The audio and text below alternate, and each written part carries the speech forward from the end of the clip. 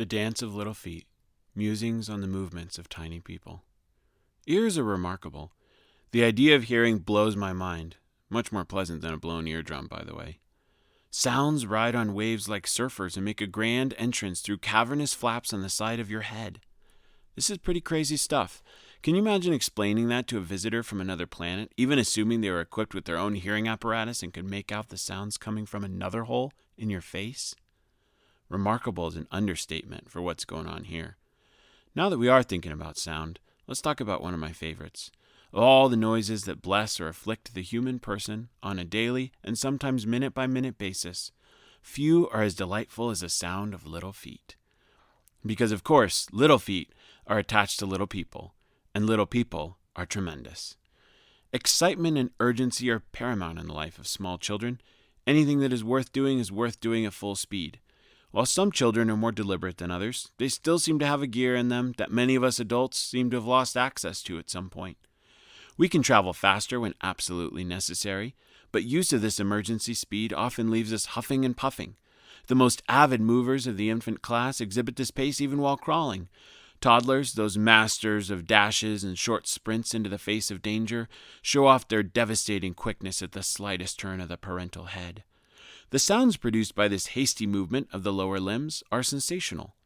Perhaps it is the shortness of the steps, causing the impression that 4 feet are running instead of 2.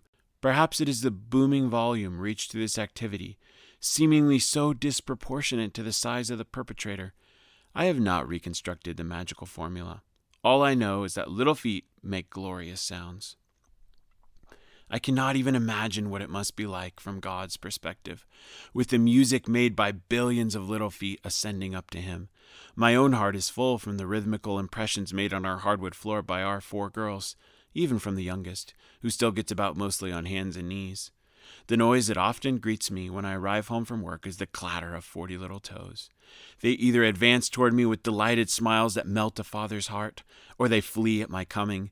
They dare me to catch them if I can, diving for shelter under covers, beds, closets, or whatever sanctuary city lays close by. Will Mommy protect them or deliver them into my hands? This entire process creates one magnificent symphony of sound, and I am sure that God conducts each of these performances with a smile on his face. Honesty forces me to admit that I don't always view these sounds with such pleasure, which I'm convinced is the right way to see them. Those same feet are too loud when others are sleeping, when I'm on the phone, or when I simply wish for one singular moment of peace and quiet. I can get frustrated with those same precious little girls, and in those moments it seems that a zoo has invaded my home. I need grace and wisdom to remember what's really going on in my home. Children being children is a joy that should not be taken lightly. It will not be long before this phase will give way to another one. The sounds of little feet will pass almost entirely from my home. There will be other joys and pleasures, ones that I can't imagine now. But I am certain that I will still miss the running and those hundreds of steps pounding on the hardwood floor, sounding like an air raid when heard from the basement. There will come a day when I would give quite a bit just to listen to that symphony again. I cannot stop that day from advancing rapidly upon me. What I can do is enjoy those 40 little toes while they're here. The concert is on every night at the moment. If you're in this same stage, can I encourage you to enjoy the show? God has given us so many days to watch these performances, and I want to treasure each one. So join me as we attune those flaps for the sounds of mad dashing and fearless sprinting.